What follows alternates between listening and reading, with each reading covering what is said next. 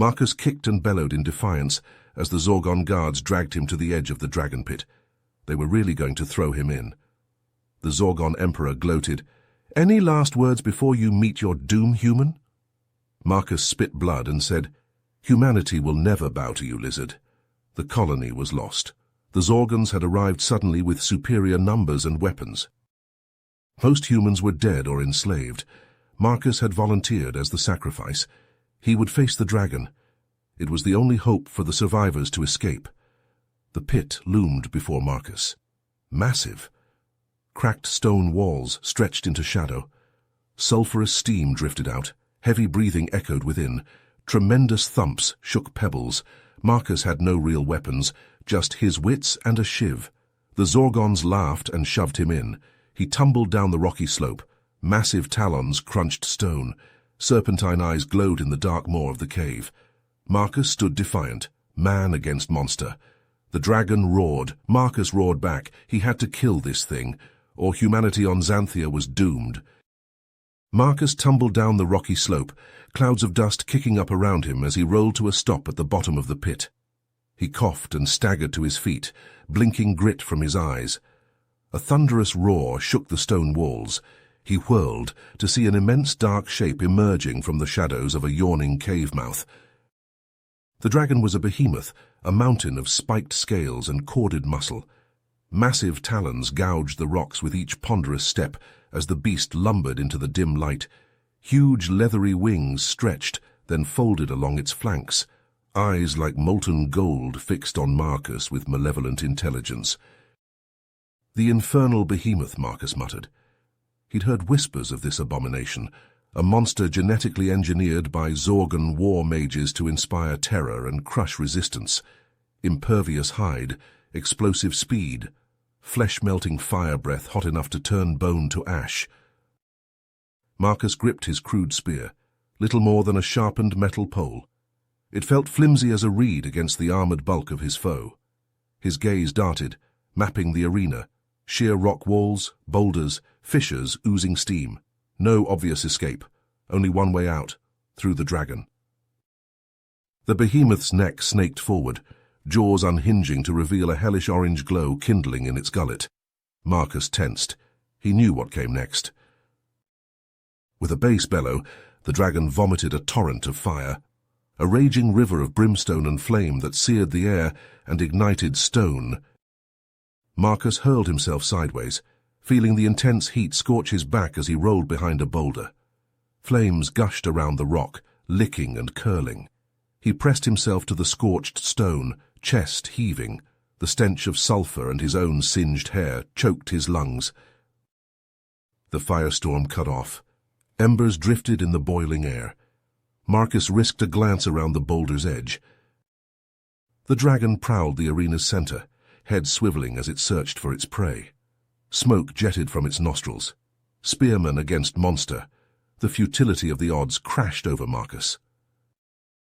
He retreated behind the rock, mind racing. He couldn't beat the creature with strength alone. It outclassed him in size, power, natural weapons. Stabbing that hide would be like tickling a mountain. He needed to be smart, find a weakness, if it even had one. "Think," Marcus told himself fiercely. "The dragon has armored scales, fiery breath, talons and fangs. What did he have? Speed, agility, a spear, and a human mind." He set his jaw. Forget fighting fair. Time to even the scales. He wasn't just some prey beast. And that over-engineered lizard had never fought a human before. "Let's see how it likes a taste of its own fire," he thought grimly. The Zorgons wanted a show. He'd give them one they'd never forget. Clutching his spear, Marcus slipped into a fissure to flank his foe, regroup and plan his attack. Marcus crouched in the shadowed crevice, his heart pounding against his ribs as he watched the dragon prowl the arena. The beast's serpentine neck wove through the air, its golden eyes scanning the rock walls for any sign of its prey. Marcus gripped his spear tighter, the rough wood biting into his palms. He had to find a weakness, some chink in the creature's armored hide. He studied the play of muscles beneath the dragon's scales as it moved, searching for any vulnerability. The behemoth's entire body seemed to be sheathed in dense, overlapping plates, each one as thick and unyielding as a shield. But then, as the dragon raised its head to bellow a challenge, Marcus saw it. A small patch of soft, unprotected flesh beneath the beast's jaw. A desperate plan began to form in Marcus's mind. It was a gamble, but what choice did he have? He had to get the dragon to lower its head, bring that weakness into reach. And he knew just how to do it. Marcus stepped out from the crevice, his spear held high. "Hey, ugly!" he shouted, his voice echoing off the rocky walls. "Over here!" The dragon's head snapped around, its molten eyes locking onto Marcus. It snarled, smoke jetting from its nostrils as it lumbered towards him. Marcus stood his ground, taunting the beast. "That's right, come and get me. Or are you too slow, you overgrown lizard?" The behemoth roared, the sound shaking pebbles from the pit walls. It lunged, jaws snapping, but Marcus was already moving. He sprinted across the arena, weaving between boulders, keeping just ahead of the dragon's teeth and talons. He led the beast on a winding path, darting in and out of fissures too small for the dragon to follow. The creature's frustration grew with each failed attempt to catch its nimble prey, its roars rising in pitch and volume. Marcus raced towards a narrow crevice he'd spotted earlier, a crack in the rock barely wide enough for him to squeeze through. He glanced over his shoulder, making sure the dragon was close behind. "What's the matter, too fat to catch me?" Marcus taunted as he slipped into the crevice. The behemoth, enraged beyond reason, lunged after him. Its shoulders slammed into the rocky sides of the crack, wedging it in place. It thrashed and writhed, trying to force its bulk through the too small space, but it was stuck fast. Marcus saw his chance. He gripped his spear in both hands and charged, a war cry tearing from his throat. The dragon's head was low, its vulnerable throat exposed as it strained to free itself. Marcus leaped, driving his spear up with all his strength. The sharpened tip punctured the soft flesh beneath the dragon's jaw, sinking deep. Hot blood gushed over Marcus's hands as he pushed the spear into the hilt. The behemoth screamed, an ear-splitting shriek of agony. It convulsed, its massive body slamming against the stone, but it couldn't reach the source of its pain. Marcus held on grimly, twisting the spear, widening the wound. The dragon's struggles weakened, its cries fading to whimpers. It shuddered once, twice, then went limp, its enormous head sagging to the ground. Marcus released his grip on the spear, stumbling back. He stared at the fallen behemoth, chest heaving. He'd done it. He'd slain the infernal behemoth. The adrenaline of battle still sang in his veins, but a fierce grin spread across his face. The Zorgan spectators fell silent, their reptilian eyes wide with disbelief as they stared down at the scene before them. Marcus stood over the fallen behemoth, his chest heaving, his improvised spear still lodged beneath the beast's jaw. Blood pooled around the dragon's head, steam rising from the hot liquid as it met the cool air of the pit. In the royal box, Emperor Krathzar shot to his feet, his scales flushing a deep crimson with rage. "Impossible!" he roared, slamming his fist onto the stone railing. "No human could defeat the infernal behemoth." His gaze snapped to the guards stationed around the arena. "Kill him!" he bellowed, jabbing a clawed finger at Marcus. "I want that human's head on a spike." The Zorgan guards hefted their weapons, moving to comply with their emperor's command. They began to descend into the pit, their eyes fixed on Marcus, murder in their expressions. But as they advanced, a murmur rippled through the crowd of enslaved races. Orcs, elves, dwarves, and dozens of other species, all of them forced to watch the grisly spectacle, began to whisper amongst themselves. Marcus's astonishing victory over the dragon had sparked something within them, a glimmer of hope, a flicker of defiance. A single orc rose to his feet, his chains clanking. "The human fought for us," he shouted, his deep voice booming across the arena. "He showed us that the Zorgans are not invincible." More voices joined him, rising in a swelling chorus of anger and rebellion. "Marcus, Marcus, Marcus," they chanted, the human's name becoming a rallying cry. The orc turned to his fellow slaves, his eyes blazing. "Now is our chance. Rise up, brothers and sisters, rise up and fight for your freedom. A roar went up from the crowd, a sound of fury and determination. The enslaved races surged forward as one, overwhelming their surprised Zorgon overseers. They snatched up weapons, broken bits of stone, rusted chains, anything they could use to strike at their oppressors. In the pit below, Marcus watched in amazement as the slaves battled the guards. The Zorgons, caught off guard by the sudden uprising, were quickly overwhelmed by the sheer number of rebels. One of the guards broke free from the melee, charging towards Marcus with his spear leveled. Marcus snatched up his own weapon, meeting the Zorgons' attack with a ringing clash of metal on metal. They traded blows, spear shafts whirling, sparks flying from the collision of steel. Marcus ducked and wove, his human agility a match for the Zorgon's raw strength. He feinted left, then lunged right, driving his spear into the gap beneath the guard's arm. The Zorgon fell with a choked cry, greenish blood spurting from the wound. Marcus spun to face the next attacker, but found that the remaining guards were already fleeing, scattered by the tide of rebellion. The arena was in chaos, the air filled with the clamor of battle and the cries of the newly freed slaves. The orc who had first spoken approached Marcus, a look of respect and gratitude on his craggy face. "You have given us hope, human," he said, clasping Marcus's arm. "You have shown us that we can fight back against the Zorgons." Marcus nodded, his eyes hardening with determination. "This is only the beginning," he said, his voice ringing with conviction. "We will not stop until all of Xanthia is free from the Zorgons' tyranny." He raised his spear, his gaze sweeping over the cheering crowd of rebels. "Who will fight with me?" he shouted. "Who will stand against the Zorgon oppressors and reclaim our world?" A thunderous roar was his answer, a sound that shook the very foundations of the arena. In that moment, Marcus knew that he was no longer just a man. He was a symbol, a beacon of hope for all those who had suffered under the Zorgon's cruel rule. And with an army of the oppressed at his back, he would lead them to victory no matter the cost.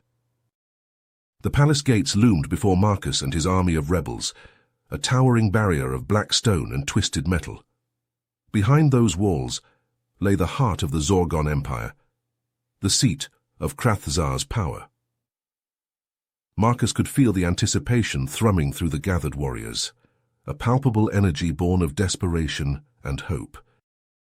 He turned to face them, his voice ringing out over the assembled throng. "My friends, my brothers and sisters in arms, we stand on the precipice of history. Beyond those gates lies our freedom, our future. The road has been long and hard, but we have not come this far to falter now. Let us storm the palace and tear down the tyrant once and for all." A roar went up from the crowd, a sound of unity and determination. As one, they surged forward, Marcus at their head. They crashed against the gates like a tidal wave, their combined strength making the massive portals shudder. Inside the palace, alarms blared, and Zorgon soldiers scrambled to defensive positions. But they were not prepared for the sheer ferocity of the rebel assault. The gates buckled and bent, then finally gave way with a resounding boom. Marcus charged through the breach, his spear at the ready. The rebels poured in after him, engaging the Zorgon defenders in a fierce melee. The clash of weapons and the cries of the wounded filled the air as the battle raged through the palace halls. But even as they pushed deeper into the fortress, Marcus sensed that something was amiss. The Zorgon resistance was too light, too easily overcome. It was as if they were being lured into a trap. His suspicions were confirmed as they burst into the palace's grand audience chamber. There, waiting for them, was Krathzar himself, seated upon his throne. The Zorgon Emperor regarded the rebels with a cold, reptilian gaze. "Foolish primates," he hissed. "Did you truly believe you could defeat me so easily?" With a wave of his clawed hand, hidden doors along the chamber's walls slid open.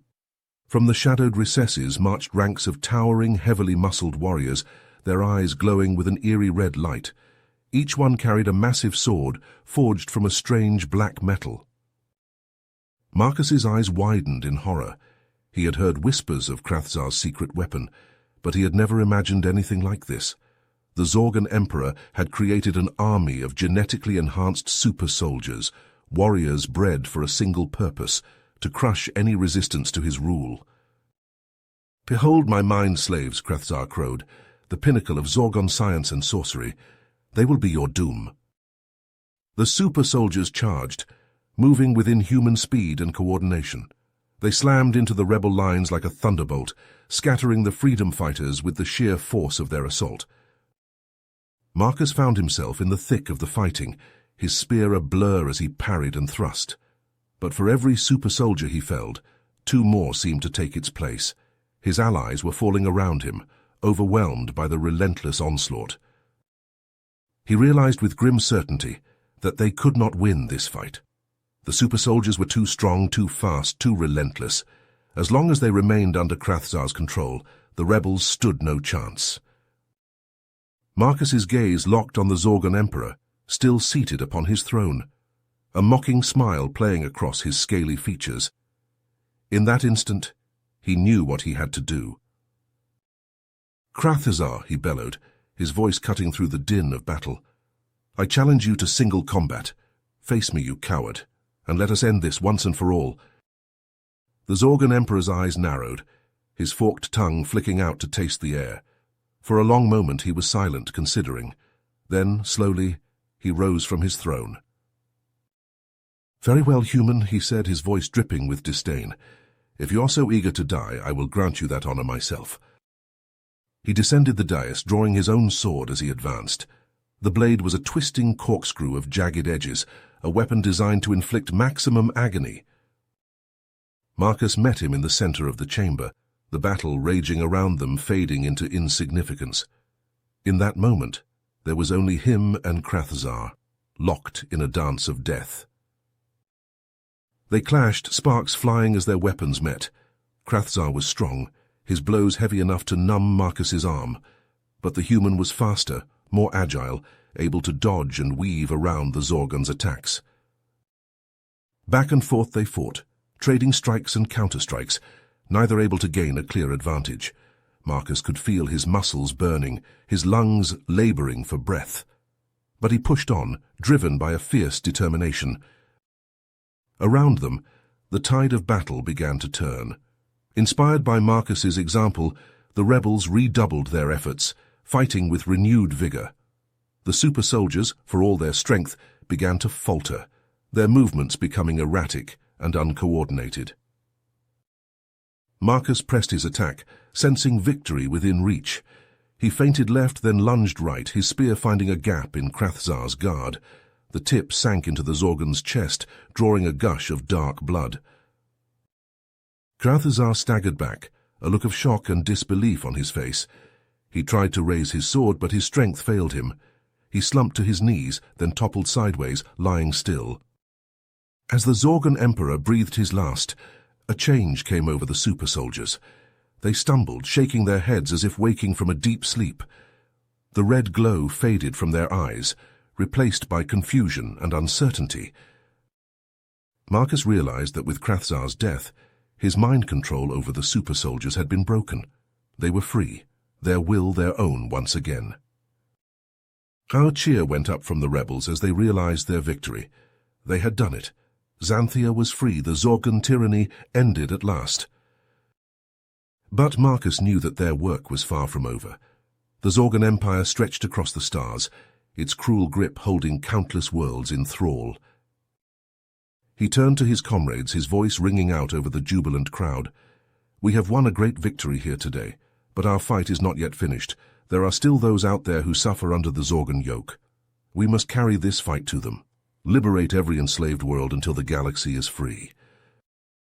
The rebels roared their approval, their voices echoing through the palace halls. They had followed Marcus this far. They would follow him to the very ends of the universe. And so, with fire in their hearts and hope in their eyes, the rebels set their sights on the stars, ready to bring the light of freedom to a galaxy too long shrouded in darkness. You have reached the end of the story. If you enjoyed this story and want to support us, please leave a like and subscribe to our channel, and for every comment that says 88, I will heart every single one of them. Thank you for your time.